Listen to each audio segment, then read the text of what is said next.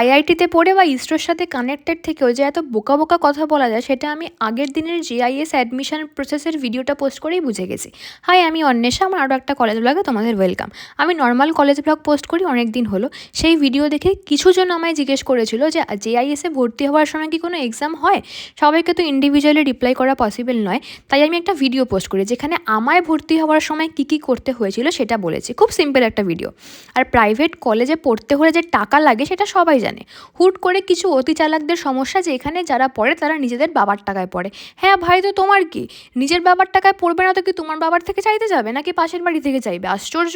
কয়েকজনকে দেখলাম বলতে যে পারলে আইআইটিতে ভর্তি হয়ে দেখাও, জেইই মেন্স ক্লিয়ার করে দেখাও। তারা কিন্তু সকলেই দেখলাম 25 বছরের ঊর্ধ্বে।